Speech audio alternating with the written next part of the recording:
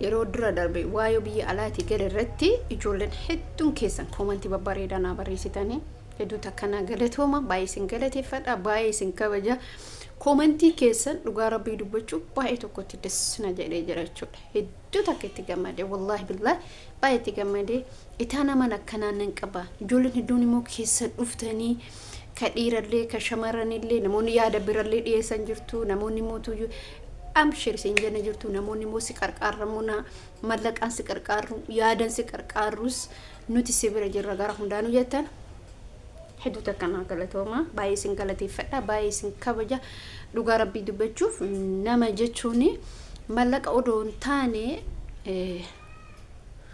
yaadani jechuudha.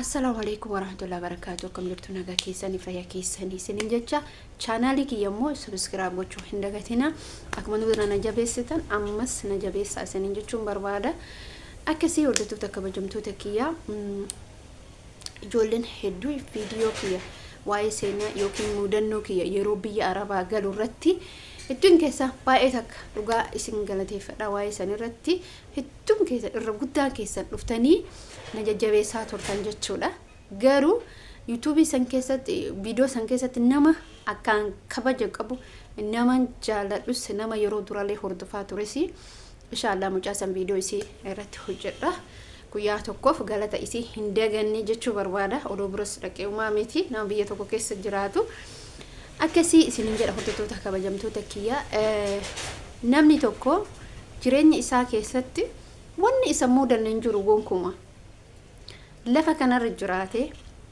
anas ta'e sissa wanni isa mudanne jiru ni mudata maaliif yoo jettanii achirratti hammam ani ijoolleen keessallee dhufanii sagalee naa kaanii qaxxitarlee naa bilbilan ijoolleen bakka garagaraa irraa dhugaa dubbachuu bakka garagaraa irraa bilbilanii ijoollee Finfinnee irraa ta'ee Harar irraa ta'ee ijoollee hedduun arge dhugaa rabbii gaafan kana argutti baga gabbaatee mudannoo keessanii mattee naan jedhan ati inumaayyuu nama jabduudha akka jabduu taatee nama buraatiif fakkeenya taata ati dhugaa dubartii cimtuudha nama naan jedhutu ijoolleen hedduun isaanii jechuudha dhugaa rabbii dubbachuu maaliif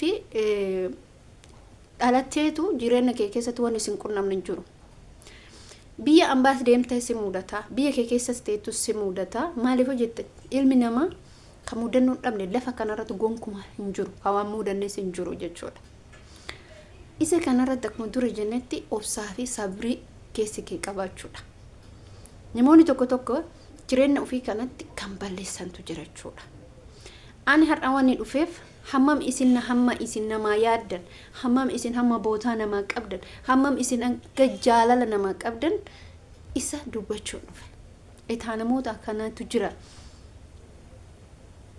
kan jedhutu hadha gabba'ee kanana dubbachiisa jechuudha dhugaatti an hamma ammaatti biyya kana keessa jiraadhee mudannoo kana kan ibsuu na dhooge wallaalumsa kiyya mucaa tokkotu jira dhugaa nama jabaadha dhugaatti nama jabaadha nama namaaf yaadu keessaa isa tokkodha dhugaa dubbachuuf mucaas inshallah irraa dubbachuuf deema gara fuulduraa tokkotti namni galata namaan beekne har'allee borullee hin beeku amma walumaa galatti isin galateeffachuu dhufe galatooma ulfaadha ka keessan dhuftanillee ka keessan hin dhufinillee ka bilbiltanii na gaafattan keessattuu irra harki irra guddaa namoota keessan naqunnamantu caala mucaan tokkos baay'ina duuka jinqamti munaa jabaadhu naan jetti socho'e biyya keessallee naan jetti biyya keessa dhugaa dubbachuuf hin socho'an as keessattuu ijoolleen hoyyuu firoomnum firottan kiyyumaayyuu gabba'ii deemi bakka garagaraa nama bira dhaqinaan jechaa turan jechuudha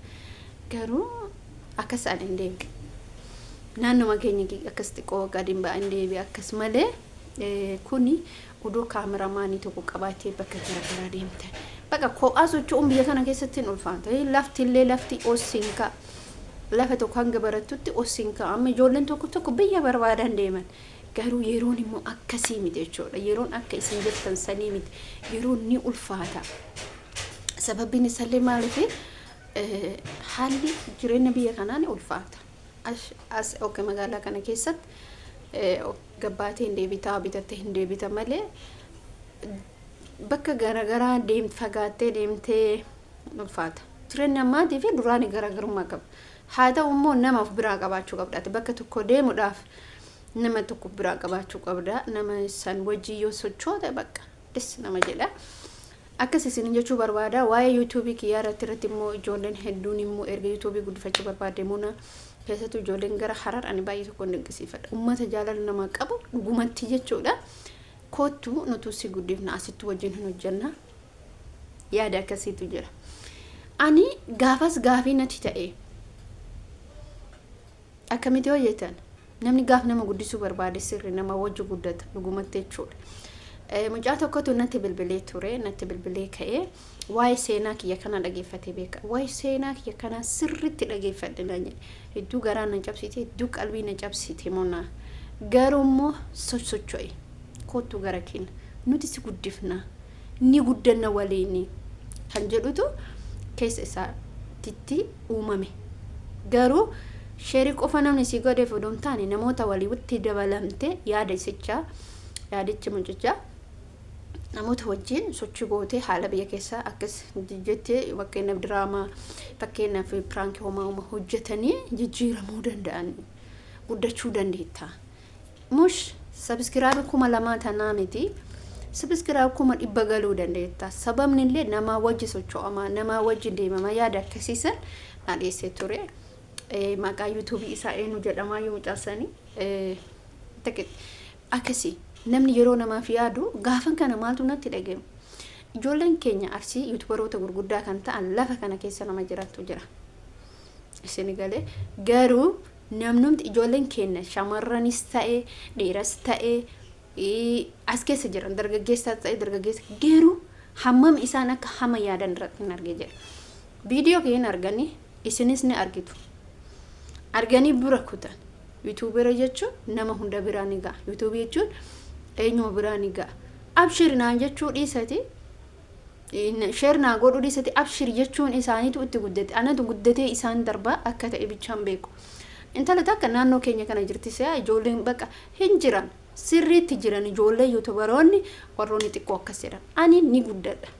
Namaani miti namni ka guddatu ufiin of danda'ee ufitti amanee humna isin naataatanii na jajjabeessitanii jettan kuni YouTube kana view isaa TikTok irratti 141 kutaa tokkoffaanii kutaa lammaffaan 40 wachuu laalame ni guddata namni.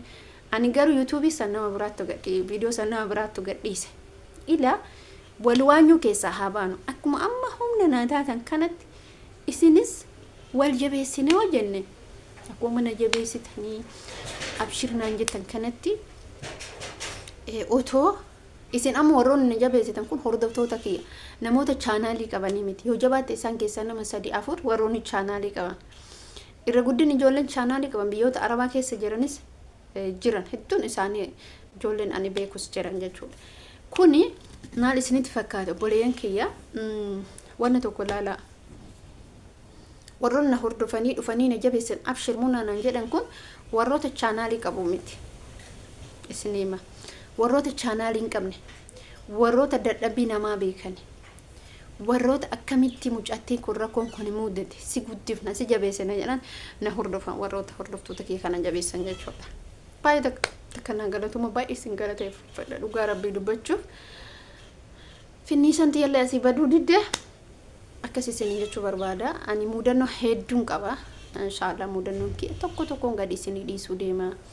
Ani inshallah maalif barumsa isinita wanni namni gadhiisu tokko kiyya qofaa miti wanni namni gadhiisa tokko haasa'a nama sanii san keessa wallahi faayidaa argattan achi keessatti kasi arrabsu jira kasi qeequ jira kasi jeequ jira ka akkasiin jechu jira ka dullatti siin jedhu jira ka jabdu siin jedhu jira ka baddu siin jedhu jira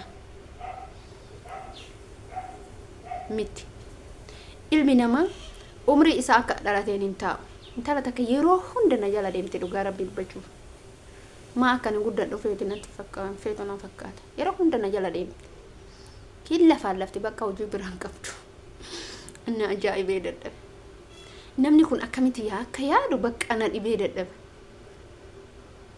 gin gaafa kaane isheen suni yeroo hundumaa na jala deemti irran kaadhu ani ofiif jiraadha namaaf hin jiraadhu waan fedhe lafa kanarratti waan fedhe dalaguu hin danda'a mudannoon kiyyaa miti an akka fedhe yoo ta'e maaltu nama galti ani dhugaa intalli sun jechuudha amma garuu haasaa keessa fide akkas isin jechuu barbaadottoota kabajamtoota kiyyaa baay'ee isin jaalladha baay'ee isin kabajaa naa galatoomaa naa ulfaadha ulfini keessan kabajaan isin naa gootan har'allee borullee ana bakka guddaan nagaa hamileen isin naa taatan ana bor guddina guddaan natti agarsiisa isin jechuu barbaada assalaamu alaykum warahmatullaahi kutaatti aanummoo mudannoolee garagaraa namoonni mudannoo qabdan dhufkatina himaa ofirraa dubbadhaa ofirraa maaltu akkasiin mudate galata namallee himaa ofirraa ka galata qabdan kottaa moo gara YouTube waliin haa guddan wal biraan dabarfan